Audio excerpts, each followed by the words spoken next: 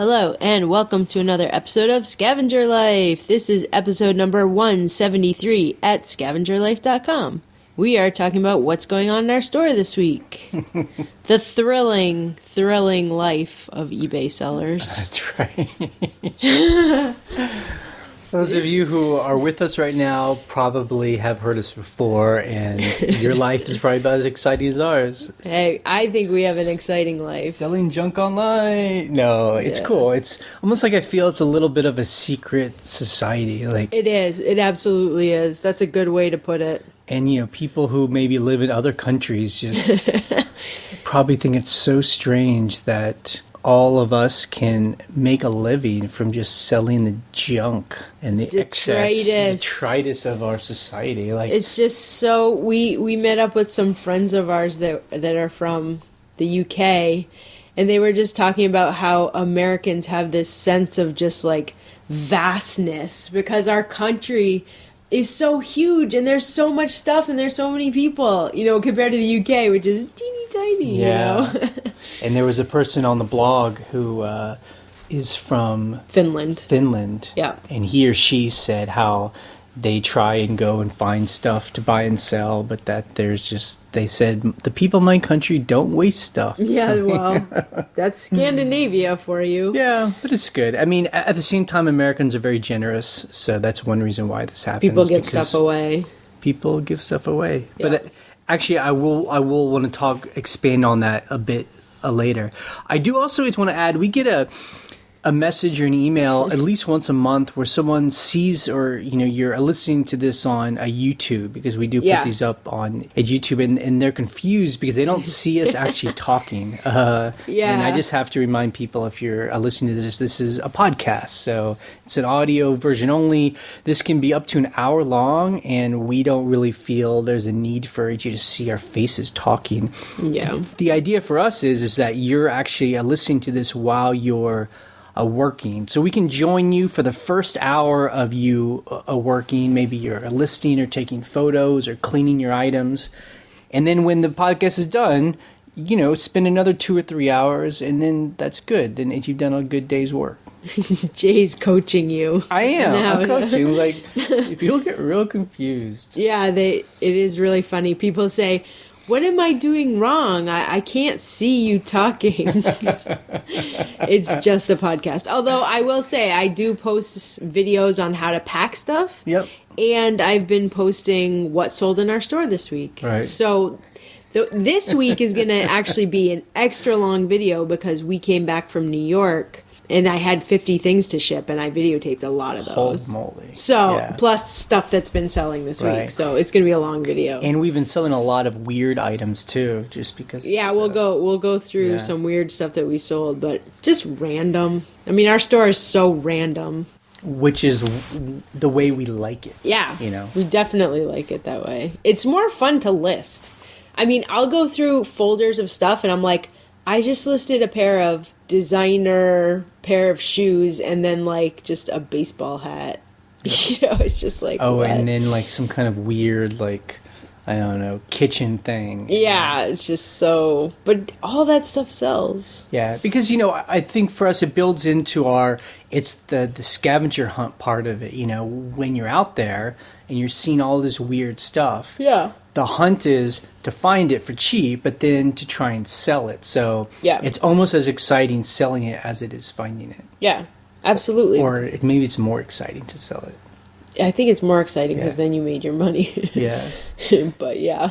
Because actually someone we know online who sells, and they do quite a bit, like they've grown their store to a couple thousand items, but they really have been laser focused on clothes, and they sell like trench coats, and they just sell just clothes, like jeans. Yeah, I mean, in very specific kinds of clothes. It seems like they have a very specific taste, and they've done very well. You know, they make a good amount of money. But they were asking us, you know, when we decided to branch out into selling other things, because I feel like the question was, we're getting bored because, you know, they're getting bored. Not us, right? But they're getting bored, right? Because they're just like It's almost like, you know, when you perfect something like that. Right. It's cool to perfect it, but you're like, you need more of a challenge, you Right. know? And I think for a lot of us that do this full time, that's the whole point of it is like Yeah. a lot of us enjoy the challenge of running our own businesses and, you know, there are no rules. So Right. you're you know, each of us are the ones who are making up our own rules and limitations. And so. just like we always say, I mean, we are excited by doing experiments and trying things out. And if those experiments are successful, that can change your business because you're like, I'm gonna do this from now on. So that, you know, doing the same thing for years and years is fine. If that's a steady income, that's not a bad thing to do. But I just think it's the nature of people to want to branch out and Right. try things and, you know. Some people, I don't Some know. people. I find like, I mean, some people like they just want the steady gig. Yeah. They just want the job. Tell me what to do. When do I show up? And Yeah. what are my benefits? And okay, and then I'm done. I don't and know. that's cool I too. personally do not know very many Yeah. of those people, but yeah, they do exist. I know. And you know, I think our goal is just to, you know, is never to work for somebody else. Right. Like that's. I think at this point in time, like Right. that's pretty much not going to happen. I hope I mean, not, I yeah. really just don't see that in our future. Yeah. I mean, I don't even Yeah. know how that would be possible. Well, as long as we do the things we need to do to pay our bills. Right, exactly. That's Yeah, it, you know. yeah. But, you know, I always think of myself as like that old baker that you would imagine like out of a story or like old a movie. baker. You know? I think you're He's thinking like- that because you've been baking a lot. Maybe so.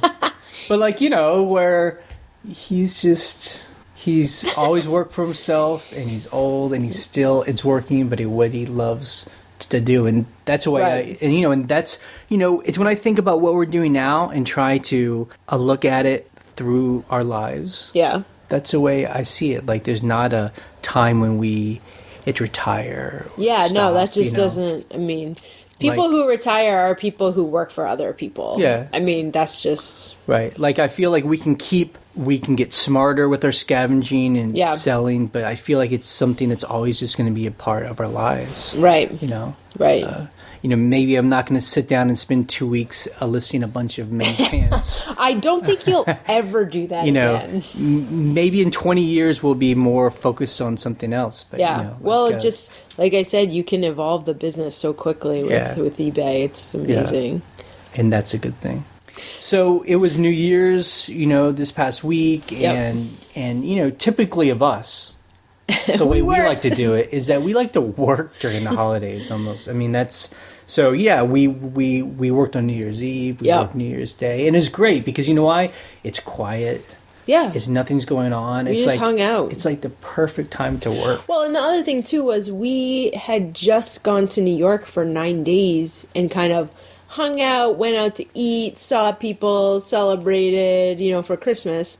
That's it for me. Like, Right. I don't need to go out and do New Year's. Yeah. I mean, I like doing that sometimes, Right. but And, you know, and I think really the best kind of, you know, quote unquote holidays it's for us is when everyone else is working. yeah. I love that the best. Yeah.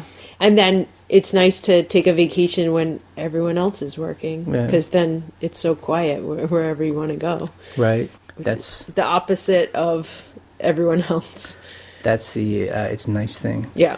Okay, so our numbers, because we like to try and base our conversation, and sometimes this is the first time she's actually heard this stuff. So, That's true. we grossed. It's before our expenses. We grossed about $1,500. It's this week. Yep. A little bit lower than it's last week, even though we sold more items. So we sold 40 items. It's this week.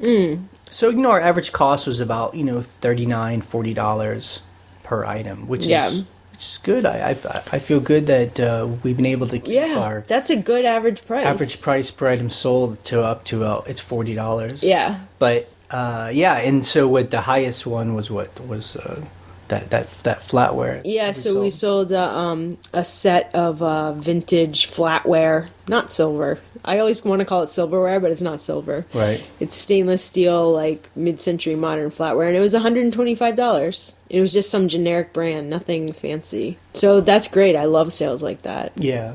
But, that's a perfect example of that stuff that you find at an estate sale where, like, it's all bundled up in, like, rubber bands. And yeah, it just looks crappy. It's dirty. Right. And it takes a specific person to see it. But if you go to Crate and Barrel or wherever, people spend easily $100 on a big a small set. Yeah. $100 on a small set. I mean, if you want, I think it was like 40 pieces, so it was quite a bit of flatware. I mean, that's a good size set. Yeah, you're gonna spend some money for that stuff, so that's why people are willing. Okay, $125 for this vintage look. That's a good deal. Well, so let's talk about some of the other things we sold. So we posted that podcast. It's recently with Ryan's mom, Jenna. Yes, about fabric. And everybody loved that podcast. Yeah. I love that podcast.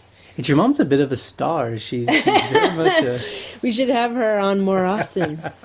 She should have her own podcast. She definitely knows her stuff. Yeah, she likes does. to tell stories. So she's perfect for this she's perfect medium. for a podcast. But that being said, we actually we've enlisted a lot of fabric ourselves, and we actually sold some this week. Yeah. Denim fabric. So we sold this lot of. It was 4 or 5 pieces of like dark denim, like thick denim, and I had it up for I literally think I had $200 on it because, and the reason is, well, it sold for $90. I took an offer of $90. I was thrilled with that, but we live in a town where there was an old Wrangler Bluebell plant, and the people we bought this from lived right across the street from the plant. So my theory is that it came from there, and I put that in the listing. We don't know if that's true, but it certainly looked to be true. And I think that's why it sold for $90. Although good denim can sell for a high price because people want to make, denim clothing. And the cool thing was, they were fairly big pieces, but we weren't talking about a roll of it. Right. It's more just like pieces about a yard size. Yard or two, remnants. Remnants. And I think that's the thing that I think a lot of people were surprised at when we had that podcast about selling fabric is that, people will buy squares, small pieces. Because people are crafters, so they're not just like needing to recover a huge sofa all the time. Some people are, but people are doing like a seat, a chair, a pillow, a quilt. I mean, quilters, I sell to quilters all the time because they need different colors, different patterns, and they don't need a lot of it. So that is definitely a market. And then we have not done this a lot, but you sold a wedding wedding dress. Yeah. So I have a bunch of dresses, and I don't list a lot of dresses because I just don't like to... Number one, I don't like to photograph dresses because you have to put it on the mannequin. It takes so much time. I can't wear the dress? You could, and I would never sell it. And then there are lots of measurements you have to take for a dress. Like there are like twice the amount of measurements for everything. So anyway, I have like a handful of dresses. One of them, or actually 2 of them, are vintage wedding dresses. And I had this up for $250, and I took an offer of $115.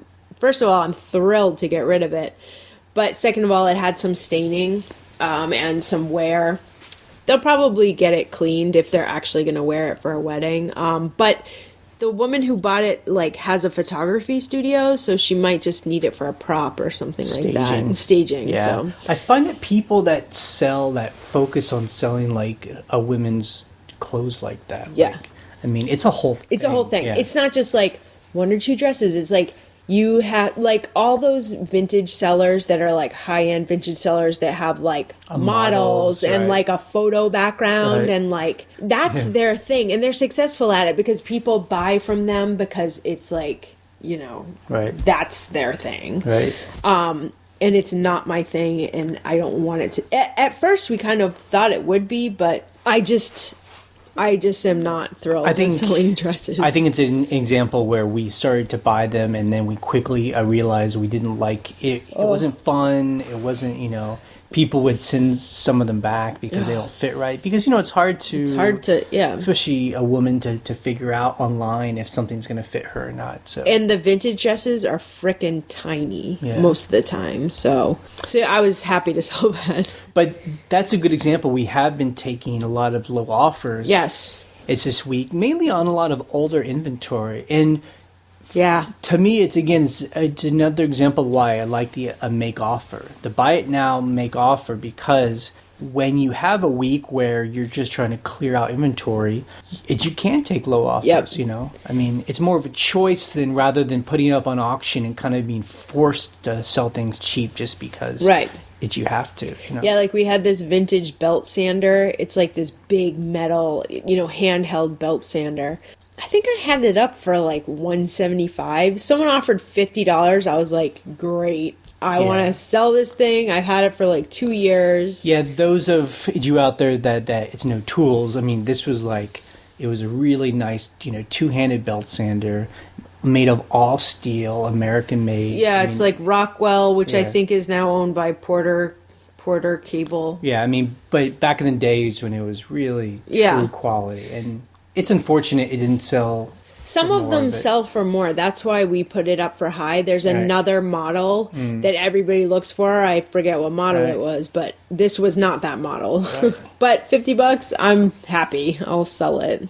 And then we sold a lot of winter coats. Yeah, we've been selling a lot of coats, and our coats are... It's wintertime. Yeah, it's wintertime, and our stuff's on sale, and we do have make offer on a lot of them, too. So we're just, like we say, taking offers, selling things on sale, like cleaning out our inventory. I mean, some of these jackets are like 3 years old. Really? That old? Like some of them are literally that old. Right. Because these are the ones where it was kind of when we were just grabbing any kind of clothes in bag sales. Any vintage clothes.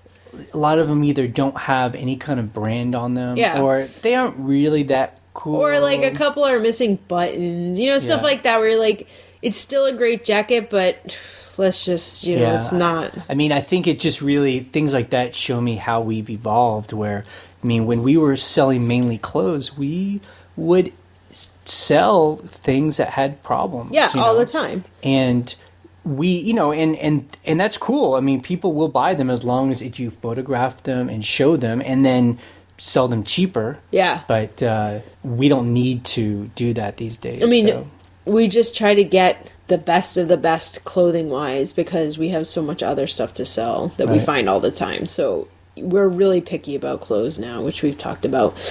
I will say that your shirts and pants have been selling. We've been selling a lot of shirts. I think you priced them perfectly. I sold. Thank you very much. Whether you knew it or not, you just were like, every shirt's the same price.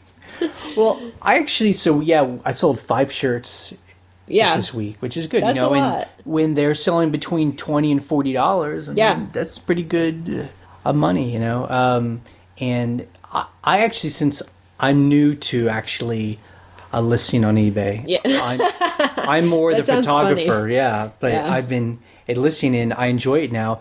I've been actually enjoying how eBay will give you that price. The suggested price. That's new.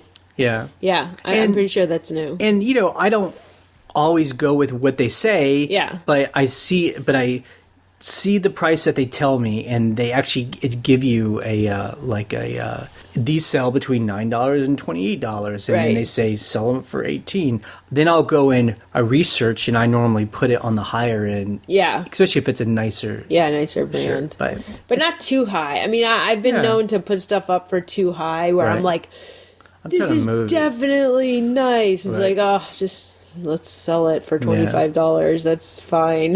Yeah, and if I know I price it right, I don't put its make offer on it. That's I've been doing that a lot too. When I list stuff, I'm like, this is a good price. But the great thing now is on eBay, people can write in and you can send an offer. Right. So I think that's my favorite feature. It's this. A year is that, That's great. If someone sends you a message on an item, like they're like, can you tell me the size of this thing?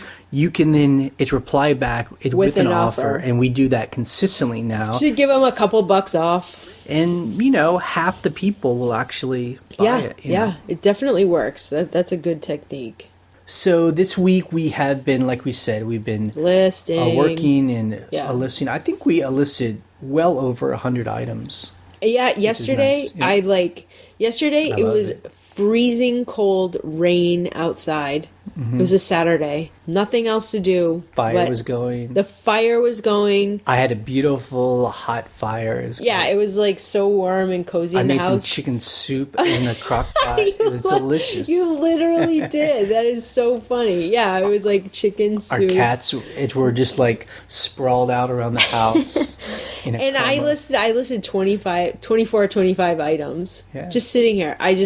And then you did like a small folder of hats, I think I listed 10 things, but then I took pictures of 10 things. Yeah, you were doing half and half because it was really dark out, so you would, when it was light, you would like take pictures and...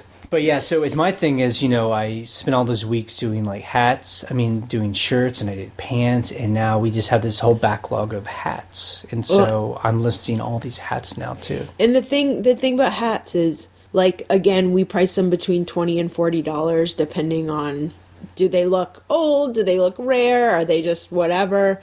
They sell all the time. Hats sell all, and I'm just talking about baseball hats. Right. We sell like fancy, cowboy hats too, but man, they're easy to store, they're easy to ship, they sell all the time. Yeah, so, and plus they're cheap. They're cheap. Yeah.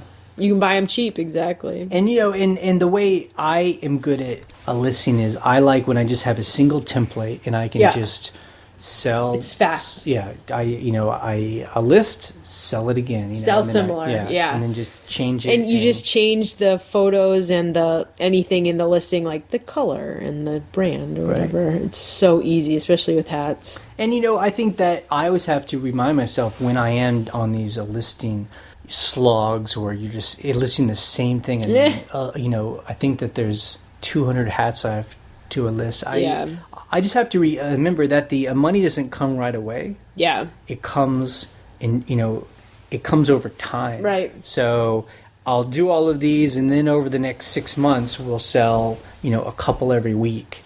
And I always have to remember that I'm building like a stream of income, and that's really what that's like. But what's fun is when you list stuff and stuff sells overnight, because that happened to me the other day. This was not yesterday, it was like a couple days ago. I also listed like 30 things. It was eyeglasses and some jewelry, just lower end, cheaper jewelry, but like vintage. A pair of Christian Dior sunglasses sold overnight. And then... an old pair, like a vintage pair. No, it wasn't vintage. Oh, it wasn't vintage. No, it wasn't vintage. It's a vintage look, but, it was like these big sunglasses. But the lenses were prescription. So someone's got to get them replaced. They're basically just buying the frames, and they sold for $80. Right. Which is great, because I think I bought them for like $5 or less. I think it's cool when stuff sells overnight, because then like... Good. People want this stuff. But, for anyone hearing this, and there might be it's new to selling online, most of the time, I'd say 99% of the time, things don't sell overnight. No. It's for us. And I guess that was my point about the whole, I'm building a stream of income, is that I got to trust the process, Like, we get emails from people, they're like, I listed 100 things and nothing's selling, or, I haven't sold anything in 2 days. It's like, you got to trust the process. Like, something you listed 6 months ago is going to sell today. There's so much competition out there. There's so many people like us who are listing things online. Yeah. Companies big and small are putting all their inventory online. So it's not like it's 1999 again, where there's only... You're the only one listing this item. So it's about trusting its process and just feeding that beast, and and it's knowing that if you put the right pictures, a good description, and you consistently treat people well, that your stuff will be found and bought. Yep, for a good price. Yep, exactly. So I just wanted to say this. So on our blog at scavengerlife.com, we do have some ads on there that we've had for 2014. Yeah. And one of them is... Celery. Celery, yeah. Not the celery you eat. Right. Celery with an S. And it's on the right-hand sidebar. There's like a little ad, and Yep.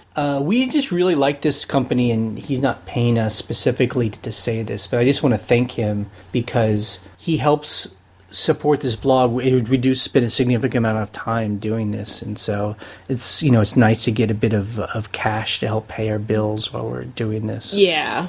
And I just want to also mention, I think it's a cool company too, because I don't really know how he's able to keep up with it, but you mail him all of your stuff and they sell it for you. Yeah, they list it for you. And what's cool is they don't just list it on eBay. Right. They list it on like whatever makes sense for what it is. And I haven't seen their updated its numbers, but I believe they only take 20% of its profit too after fees. So I don't know, anyone that hears this and is getting overwhelmed with big piles of death in their house, go to their website and maybe try sending in some stuff and see how it does. So. Yeah, you can just click through on the ad. We like Justin at Celery. Yeah. He's a cool guy and he's got a cool business, so check it out. Yep. So customer issues.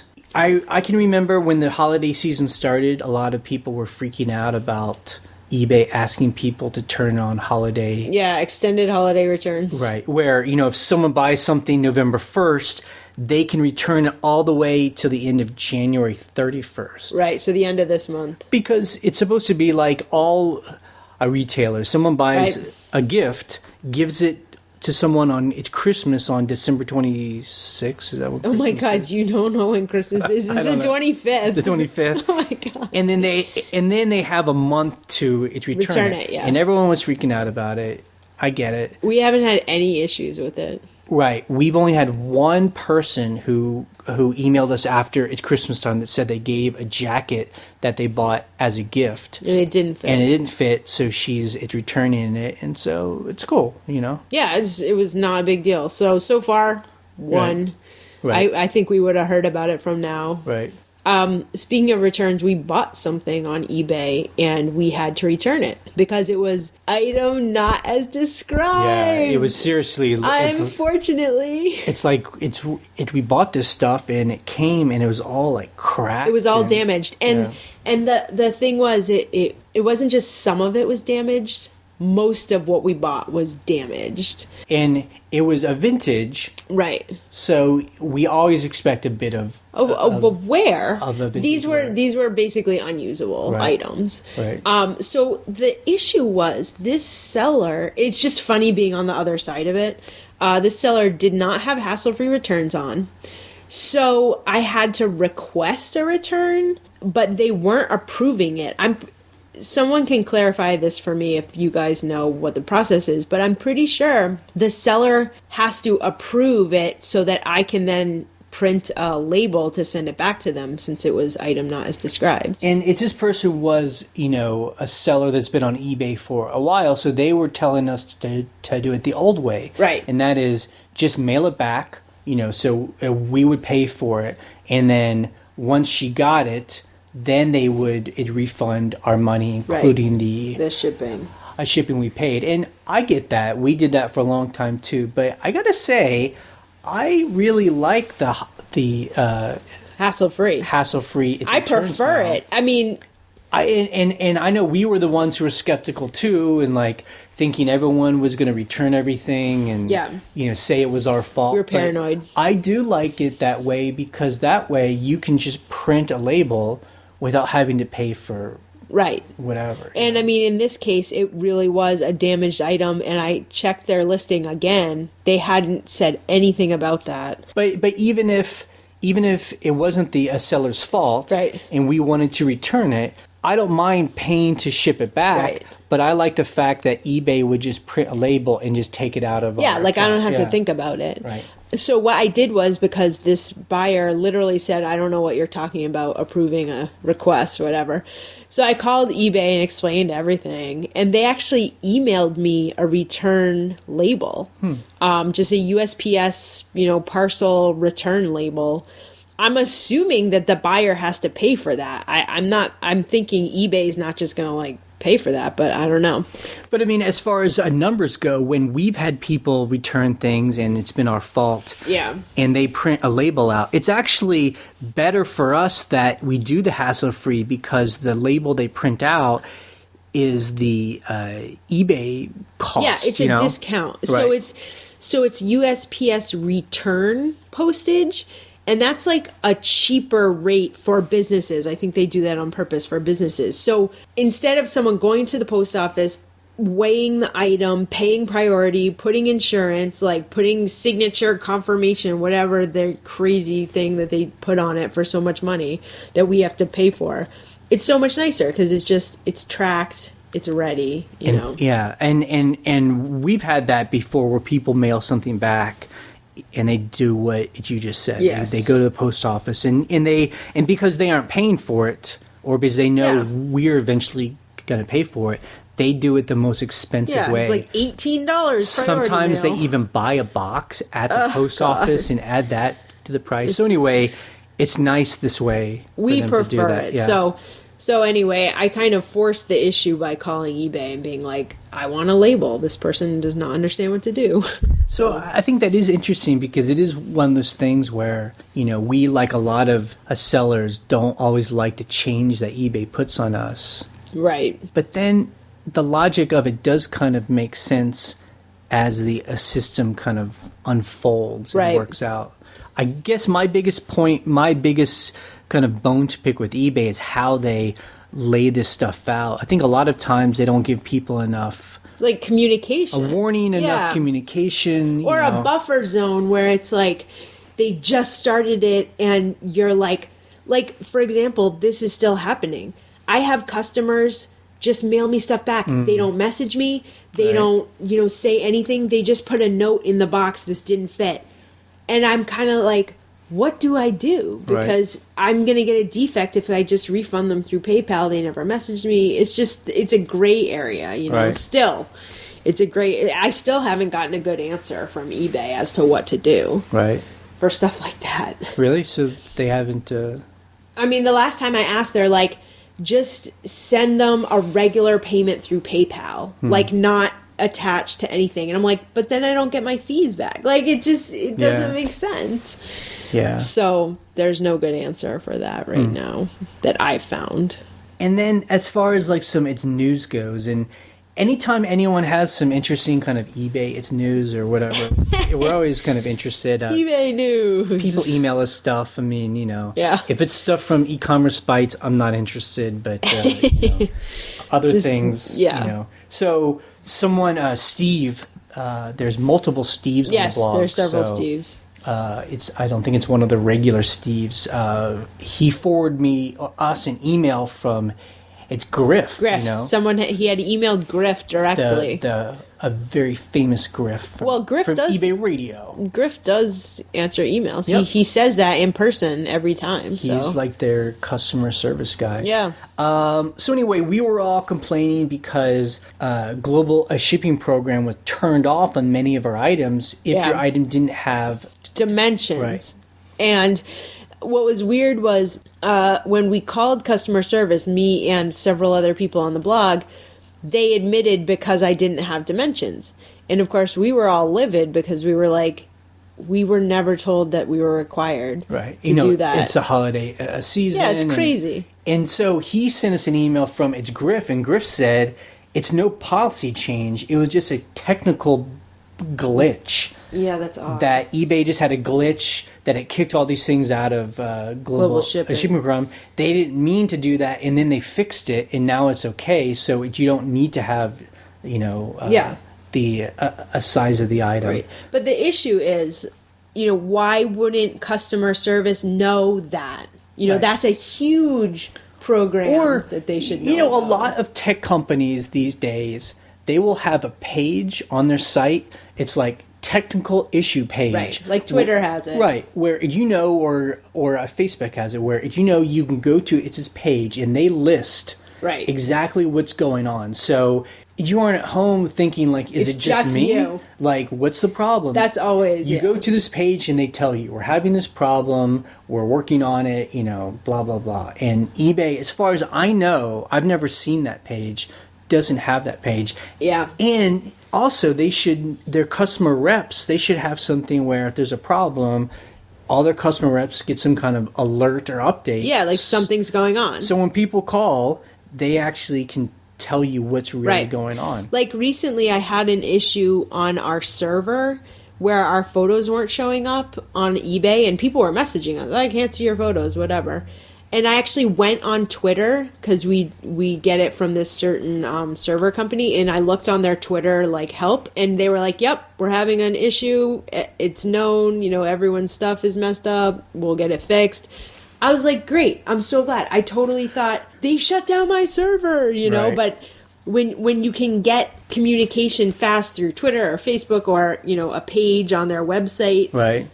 I mean, that's really important. I mean, it's strange too. You would think that it would behoove eBay to have a page like that, because when there is a problem, right, they don't get. I bet they literally get 5,000 people calling. So many them, people calling, and they're all having to either say the same thing or telling them all different answers because their customer server reps it's just a waste. But if they had an actual page where you could go and look at it, would bring down the amount, the volume just of have a Twitter of alert, calls, or a Facebook alert. It's just so. Yeah. So anyway, we wish that would happen. So on the blog is this week. It was a little bit quieter than normal just because it's holidays, but there's some cool things people were talking about. Mark, a lot of us have been talking about in 2015. We all want to. I mean, we all want to sell. We want to sell more. Items. We want to make more money. Yeah, clearly. The idea is once you get the process down, then you want to work smarter. So a lot of us are saying we want to find and sell higher dollar items. Yeah. So instead of selling $120 items, you want to sell one $2,000 item. I get that. It's cool. No. I mean, it's good. Yeah. It just sounds crazy. First, you have to start talking about the idea, and then each of us will go out and figure out how to do something like that. But Mark was just talking about how I think a lot of people are talking about, I want to keep buying things for $20, but I want to buy things for $20 that are going to sell for $2,000. And all of us, I think, have those kind of stories where you have the kind of like Las Vegas, I hit the jackpot kind of story where, I found something. We bought that camera one time for like $90 and sold it for $1,000, But the thing about those stories is that stuff doesn't happen every month. Right. That's like a rare story. Right. I mean, we can't build a business based on the jackpot, because those are like the fun, cool stories that happen when you're out there scavenging, but we can't depend on that. So what he was saying was, if you want to sell something for $2,000, you probably have to invest $1,000, $500, right? And that makes sense to me. I mean, I think part of me kind of like clench up when I hear stuff like that, because that's a lot. It's a lot of money to put down, to risk. But it's true. Like our friend in LA who sells art, James. Yeah. I mean, he talked about that where he could sell a piece of art for $75,000, but he would spend $25,000. Yeah. And, I mean, those numbers to us are just insanity. Yeah, I mean, I don't quite know how. I'm not sure if it's as easy as just going out blowing $2,000. You still have to do research and find the right piece. You have to know what you're buying, and is there a market for it? Will it sell? But I think that is interesting, and that's something we're going to try. It's this year, so we're going to try and spend a little more on some items and see if we can't actually make that kind of money. Because I'd spend $1,000 if we could make $2,000. But ooh. That's just, it's a lot of money to lay out on the line. I mean, especially when, we rarely spend more than $500 a month for all of our inventory that we buy. So I know, it's hard. Yeah, I mean, that is the risk, is putting money down and having that money tied up for however long it is until you sell it. Yeah. So. It's true. But, that's basically the model we have now. I mean, in the United States, I feel like $30, people are willing to throw away $30. Yeah. Like that's our business model right now. Like there's so many people that have items in their home that they're donating or throwing away. Yeah. And if they were to sell them, they would be worth about $30. But it's like that point where people are like, I know it's worth something, but I don't have the time. It's too much work for me to make that. Yeah. It's money. So all of us go out there and we're just picking up like $30 everywhere, and then putting in the work to sell those things. I think if most people know when they have something worth $2,000, they aren't just going to throw that away. And that's why it's always a jackpot when you're able you to find it, something like that. They didn't know it was worth that much. But the item's worth a lot more than $30. You know, those are the ones where people put the higher prices on it. Yeah, exactly. So it's tough. It's definitely different than buying stuff for $1, selling for 30 to 50. So what are we going to do? It's this coming week, Ryan. I'm pretty sure we're going to list stuff. It's not a mystery, is it? Take photos of stuff and list it. Yeah, I mean, so we're home for another, basically 4 weeks, right? Yeah, until our next trip, yep. So, you know, when we are home, we like to really kind of buckle down. And, you know, and if we talk about that, when we're home, when we have time, we really buckle down and we front load all this work where we photograph and put all these pictures up and list. And then we go away, or we, you know, are working on some other project. Our next trip is 10 days. Yeah. So it's not 6 weeks, so that's good. Right. I mean, it's in 4 weeks, and then it's a 10-day trip. 10-day trip, yeah. I mean, like a lot of it, you know, I mean, taking a 10-day trip, though, there's like a week before, a week after of just like... Just prep and wind down. Trying to get back into the flow of things. Absolutely. You know? Yeah. So it's not just 10 days. Yeah. And then I was thinking, too, in 2015, I would love for two things to happen. I would love for us to pay off our debt. Pay off all of our debt? All of it. That's impossible. Start paying down our debt. You know? And then also that a rental house we have, I would love for like 25%, 20% of our income to come from a renting that place. It should. It's starting soon. That would be good. Yeah. Yep. We've been inviting some friends of ours to come and stay in our rental, like to test it out. To test it out, to come, and we'll like clean it, and we'll like get it's ready, make it all perfect. They'll come in, they'll stay, and then they'll give us the feedback, like what were we missing? What do you think? Exactly. That's right. And that's good because then it's like not paying customers, so you have friends who can just be like, oh, I needed another washcloth or something. Right, exactly. You know, like, okay, great, that's easy. Right. So hopefully that will be a good run through. Yeah. So you all know that you can call in and leave a message and ask a question or a comment or whatever you want to say. The phone number is 540-407-8486.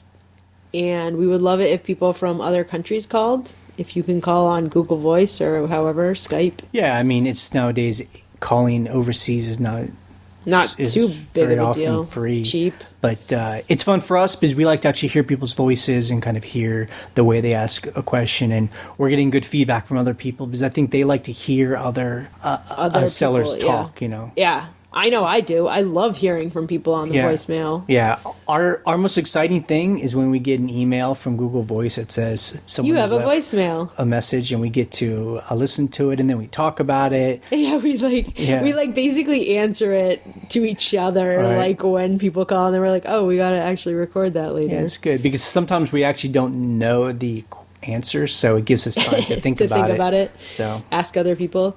And also, if you want to support the blog, you can buy a mug. We have the mugs, the link in the sidebar to our Spreadshirt store. And I'm actually going to make a new mug. Someone suggested this mug. Buy low, sell high, and fight the man. That's right. Which is a quote from James. That's right. I had to make that mug this week because that is awesome. That's hilarious. All right, guys. Good luck in 2015. We'll see you next year. Wait. It is next year already. All right. We're ending in 3, 2, 1. Bye.